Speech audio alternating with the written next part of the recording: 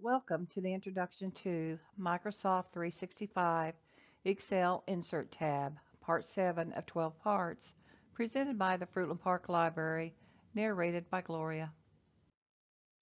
Table of Contents, Excel Insert tab, Part 7 of 12, Different Views, Normal View, Page Layout View, and Page Break Preview View, Eye-catching title and other information, header and footers, enter data into header or footer, WordArt, signature line, object, symbols. If anyone needs instructions on how to have two windows open at the same time, please see Excel 365 Video 1. Think of the workbook as a book. In this tutorial, we are going to create a 3-page worksheet. The first page should be the cover page displaying the title of the workbook or worksheet. To save time on worksheets 2 and 3 while practicing, fill in cells and columns with any data you wish. Keep it simple and only use columns A to G to keep it small. Then fill in rows 1 through 12. Then just keep copying and pasting the same data until there's enough so it prints out 3 pages. If the data on any page extends past the margins set for printing, the remaining data will be printed on another page. Remember, the faint dotted line on the right indicates where the right margin is located. The faint dotted horizontal line indicates where the bottom margin is located.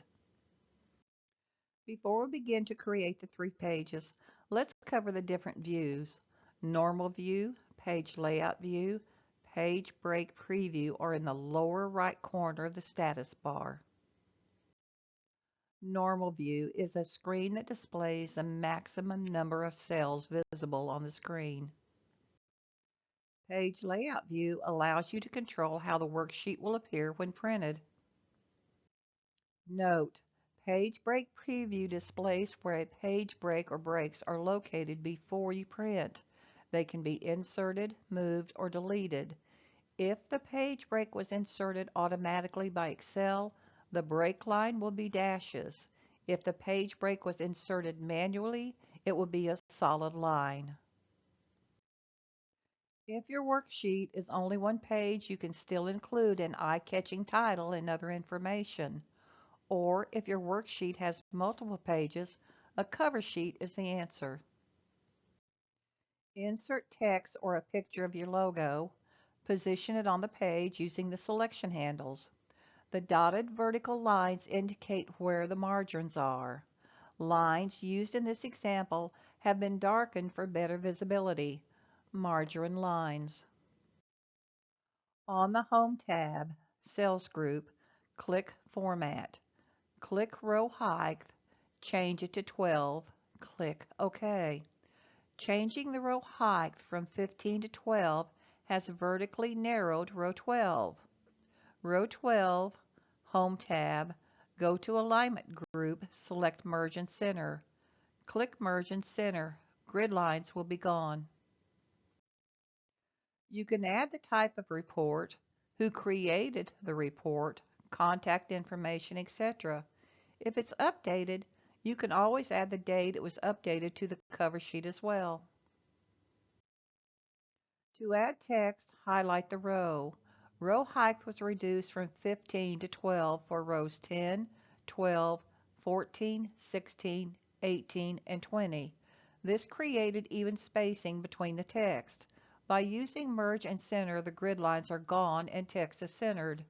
To see the print preview, go to File, click Print, and view the preview. There are several ways to add headers and footers, but the easiest method and the method with the most options is going to the Insert tab, Text Group, and clicking on Header and Footer. This method opens the Header and Footer tab. The Header and Footer tab opens, and the worksheet is now in the Page Layout view. Unless you need to have different headers on different pages, leave the options above unchecked. Using the Header and Footer Elements Group commands, you can insert page numbers, current date and time, file path, sheet name, or a picture. Let's start with the date and time. When you click on the current date, a code is automatically entered into the header section. When you click off the header section, the code is displayed as the current date. Sheet name has been added to the header. To insert one page number on each page, use page number. To insert page of pages, use number of pages. 1. Click page number icon, leave a space. Type the word of, leave a space. Click number of pages, leave a space.